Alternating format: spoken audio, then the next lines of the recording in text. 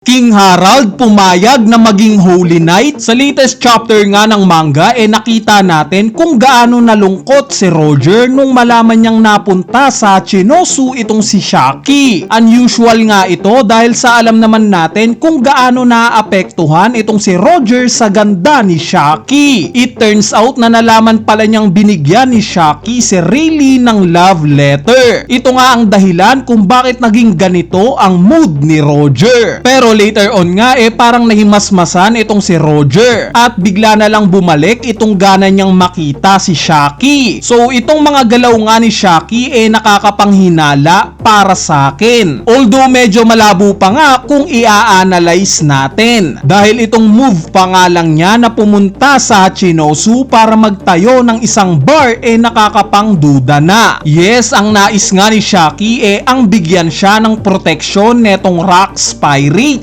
Pero bakit sa dinami-daming lugar sa mundo napili pa niya itong napakadelikadong Hachinosu? Alam naman niyang prone ito sa pagsugod ng Marines o ng world government. Bakit hindi na lang siya nagtayo ng bar sa ibang lugar? Sa lugar kung saan mas safe. Idagdag mo pa nga itong nireveal niyang rules na bawal daw maglaban sa Hachinosu. Mapapaisip nga tayo ngayon kung bakit ito ginagawa ni Shaki. Meron ba siyang mas malalim na plano kaya niya ito ginagawa? Dahil nga sa napag-alaman natin in chapter 1157 na kinukonsidera ng Hachinosu itong si Shaki bilang crown jewel nila at nabanggit nga ito ni Garp na related sa nangyaring God Valley incident. Konektado kaya dito yung plano ni Shaki? Anyway, sa sumunod na panel nga nalaman nating nakipag-usap si Garling sa mga Gorosei. Nakakatuwa nga itong moment na to since nung time nga napalitan niya na itong si Saturn bilang Gorosei mas confident na nga yung pagharap niya sa mga Gorosei na to unlike sa moment na to. Bali itong part nga ng pagsasabi ni Garling na may nakita daw siyang kakaiba sa God Valley na siyang ikakatuwa ni Imu gagawa na nga lang natin to ng separate video since maraming ang possibility sa kung ano itong tinutukoy ni Garling. Sa sumunod na scene naman ito na nga yung pagkamusta ni Shaki kay Sebek. Unlike nga nung una na in love itong si Sebek kay Shaki, napansin nga mismo ni Shaki na wala na daw itong ngiti ni Sebek para sa kanya. Inassume nga ni Miss Bakin na panigurado daw babae ang rason neto. Dahil yung ngiti nga daw ni Sebek yung ngiti na nag-e-expect ng anak niya. So ini-imply nga ni Miss Bakin na ipapanganak na itong anak ni Sebek. So sana nga makita natin itong batang Blackbeard sa susunod na chapter. Sa part naman ng pagdating ni Roger sa Chinosu at pagrespeto nila ni Sebek sa rules ni Shaki na walang labanan na mangyayari sa bar niya, nakaka-excite ngang makita yung naging paglalaban ng dalawang to sa God Valley incident dahil panigurado mainit na bakbakan yung masasaksihan natin sa pagitan ng dalawang to.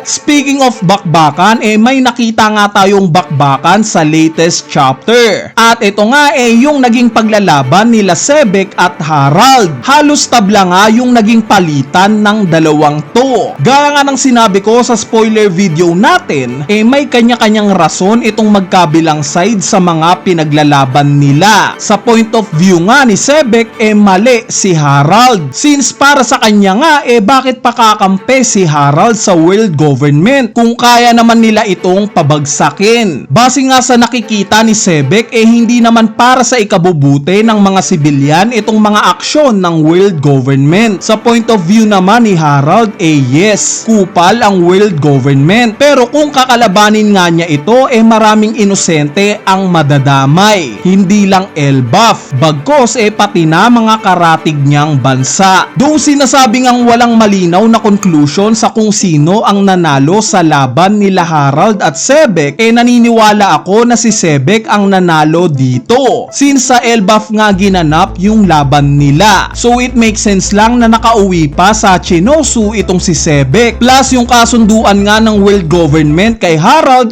dapat napatayin daw niya itong si Sebek, which is hindi niya nagawa. Sa kabilang banda naman wala ngang rason si Sebek na patayin si Harald kung sakali nga at nanalo siya. siya. Ngayon kung ganito nga yung sitwasyon na hindi matalo-talo ni Harald itong si Sebek, ito kaya ang nag-udyok sa kanya na maipagkasundo kay Im Sama, maipagkasundo na maging isa siyang Holy Knight, dahil may hint na nga tayo patungkol dito. At ito nga yung naging pag-aya rin nila Shamrock at Ganku kay Loki na maging Holy Knight. Ito kaya yung rason kung bakit nakita natin in chapter 1152 na inaatake ng mga giants itong si King Harald. Bigla kayang tinurn ni Imu si Harald para maging evil? Bali kung magkataon nga at talagang naipagkasundo si Harald kay Imu na maging Holy Knight para matalo si Sebek, tumataas na nga ngayon yung tsansa na present din itong si Harald sa nangyaring God Valley incident. So kung itong desisyon nga na to ni Harald later on napagtanto niya na mali pala at na-realize niyang totoo siyang kinikilalang kaibigan netong si Sebek, it makes sense lang na dito niya napuputulin itong mga sungay niya. Dahil gaya nga ng nabanggit ni Road, itong pagputol daw ng sungay ni Harald ang indikasyon na ayaw na daw niya sa karahasan.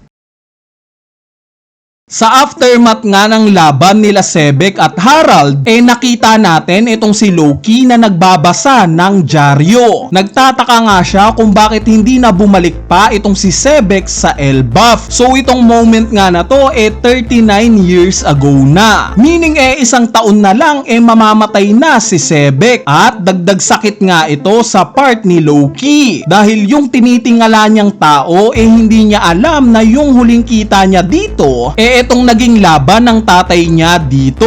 Masakit nga ito sa part ni Loki. Dahil i-imagine nyo na lang, wala ngang closure na nakuha si Loki kay Sebek. Kumbaga similar sa sitwasyon ni Luffy kung paano niya idolin si Shanks. Isipin nyo, kung sakali nga at pagtapos kumain ni Luffy ng Gomu Gomu no Mi, bigla niyang nabalitaan na namatay na si Shanks. Di ba masakit yon sa part ni Luffy? So ganito nga rin yung sitwasyon para kay Loki. Sa part naman ng huling scene sa chapter na to kung saan nakita natin itong God Valley at may inintroduce na bagong babaeng karakter, hindi nga siya pinangalanan. Pero ini-imply nga na siya daw ang nanay netong sila Shanks at Shamrock. Sa mga nagtataka nga kung totoo bang anak ni Garling etong sila Shanks at Shamrock, nandito na nga yung ebidensya. Na-emphasize nga ng mga tao yung pagkapula ng buhok netong misteryosong babae. Meaning sa kanya nagmana itong dalawang to at hindi kay Garling. In chapter 1137